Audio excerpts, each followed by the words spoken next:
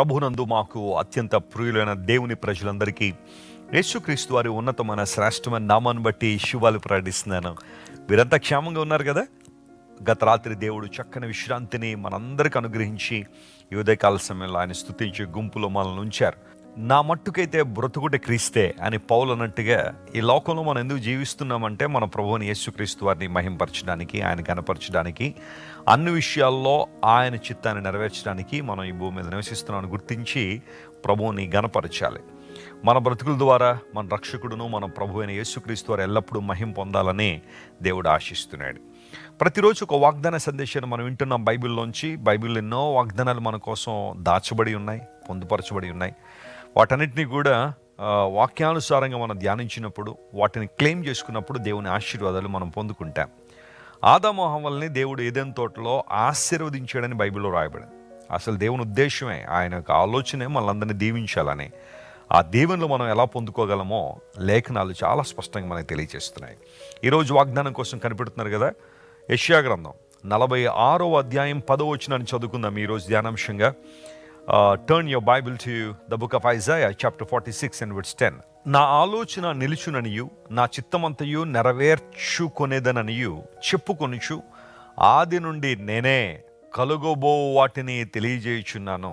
పూర్వకాలము నుండి నేనే ఇంకా జరుగని వాటిని తెలియజేయుచున్నాను. యెషయా గ్రంథంలో ఎన్నో వాగ్దానాలు మనందరి కోసం పొందుపరచబడి ఉన్నాయి. ఈ 46వ అధ్యాయం దగ్గరికి వచ్చేసరికి దేవుడు మాట్లాడుతున్నాడు, నా ఆలోచన నిలుచును అన్నాడు. ప్రైజ్ ది లార్డ్, హల్లెలూయా. దేవుని ఆలోచన ఎప్పుడు కూడా వ్యర్థం అయిపోయేది కాదు. మన ఆలోచనలు వ్యర్థమైపోతాయి, మన ఆలోచనలు నిర్వీర్యం అయిపోతాయి, కానీ దేవుని ఆలోచన సదాకాలము నిలుస్తుంది. చాలాసార్లు మన జీవితంలో విశ్వాస ప్రయాణంలో రక్షించబడిన తర్వాత కూడా కొన్ని సందర్భాల్లో కొన్ని శ్రమలు, ఇబ్బందులు మనకు ఎదురవుతూ ఉంటాయి. ఆ పర్టికులర్ టైంలో మనం ఏమనుకుంటామంటే, ఎందుకో నా జీవితంలో ఈ శ్రమలు వస్తున్నాయి, ఈ కష్టాలు ఎందుకు వస్తున్నాయి, దేవుడు నన్ను ఏమన్నా మర్చిపోయాడా, ఆయన నన్ను ఏమన్నా వదిలిపెట్టేశాడా, అసలు ఏంటి దేవుని ఉద్దేశం, ఈ పర్టికులర్ టైంలో నేను నేర్చుకోవాల్సిన అంశం ఏంటి, పరిశుద్ధాత్మ దేవుడు ఏమి నేర్పించాలనుకుంటున్నాడనే ఆ భావన కొన్నిసార్లు మనలోకి వస్తూ ఉంటుంది. గమనించిన ప్రియులారా, నువ్వు దేవుని బిడ్డవైతే, రక్షించబడిన విశ్వాసం అయితే, నీ జీవితంలో కొన్నిసార్లు దేవుడు శ్రమలను అనుమతిస్తే ఆ శ్రమల్లో కూడా నీకు ఆశీర్వాదం ఉంది. శ్రమల్లో కూడా గొప్ప సిరులు దాగి ఉన్నాయి. దేవుని బిడ్డలు మొదటి శతాబ్దం నుండి ఇప్పటి వరకు కూడా చాలామంది దేవుని బిడ్డలు శ్రమల గుండా ప్రయాణం చేశారు. క్రైస్తవ జీవితం కొన్ని సందర్భాల్లో శ్రమల గుండా వెళ్లాల్సి వస్తుంది. ఆ సమయంలో మనందరూ కూడా దేవుని సన్నిధిలో మోకరించి, ప్రభువా, ఈ కష్ట పరిస్థితుల్లో లేదా ఈ క్లిష్ట సమయంలో నేను నేర్చుకోవాల్సిన ఆధ్యాత్మిక పాఠాలు ఏంటి, నేను ఇంకా ఏ విధంగా నీ మీద ఆధారపడగలను, ఇంకా విశ్వాసంలో ఎలా నేను బలపడగలను, ఎలా రాటుదేలగలను అని నీవు దేవుని సన్నిధిలో కనిపెట్టాలి. దేవుడు మాట్లాడుతున్నాడు, నా ఆలోచన నిలుస్తుంది. దేవుని ఆలోచన కొన్నిసార్లు కష్టంగా, క్లిష్టంగా అనిపించినప్పటికీ కూడా అది శాశ్వత కాలం నిలిచేది. అనేక మందికి మహిమకరంగా, దీవెనకరంగా నీవు నిలబడాలంటే దేవుని ఆలోచన నీ జీవితంలో నెరవేర్చబడినట్లుగా నువ్వు సమర్పించుకోవాలి, నీవు సంసిద్ధుడిగా చేసుకోవాలి. యోసేపు జీవితాన్ని పతనం చేయాలని చాలామంది ప్రయత్నం చేశారు. అతని దర్శనాలు నెరవేర్చబడకూడదని చాలామంది ఆటంకంగా నిలబడ్డారు. కానీ దేవుని ఆలోచన యోసేపు జీవితంలో నెరవేరింది. ప్రైజ్ ది లార్డ్, హల్లెలూయా. నీవు దేవునికి చోటు ఇవ్వగలిగితే, యోసేపు వలెని నువ్వు సంపూర్ణంగా దేవుని సమర్పించుకోగలిగితే, నీ గురించి లోకం చాలా ఆలోచనలు కలిగి ఉందేమో, శత్రువులు చాలా ఆలోచనలు పెట్టుకున్నారేమో, నీ బంధువులు, స్నేహితులందరూ కూడా నువ్వు ఎదగకూడదని, నువ్వు అభివృద్ధి పొందకూడదని, నీవు ఉన్నత స్థితికి రాకూడదని చాలా చాలా ఆలోచనలు వారు కలిగి ఉన్నారేమో. కానీ దేవుని సేవకునిగా ప్రకటిస్తున్నాను, ఆ ఆలోచనలు జరగవు. ఎందుకోసం అంటే దేవుడు నీ గురించి గొప్ప ఆలోచన కలిగి ఉన్నారు. ప్రైజ్ ది లార్డ్, హల్లెలూయా. నేను సేవ ప్రారంభించిన తొలి దినాల్లో చాలామంది అన్నారు, ఇలాంటి సేవలు చాలా చూసాం, ఎంతకాలం కొనసాగుతుందో చూస్తామని చాలామంది అనుకుని ఉన్నారు. కానీ ఈరోజు నా గతించిన 20 సంవత్సరాల నుంచి నేను దేవుని సేవలో వాడబడుతూ అనేక ప్రాంతాల్లో నిలబడి ప్రభు సువార్తను వెదజల్లుతుంటే వాళ్ళందరూ ఆశ్చర్యపోతారు. ఎందుకంటే జాన్ వెస్లీ అనే దైవజనుని నడిపిస్తుంది దేవుడే.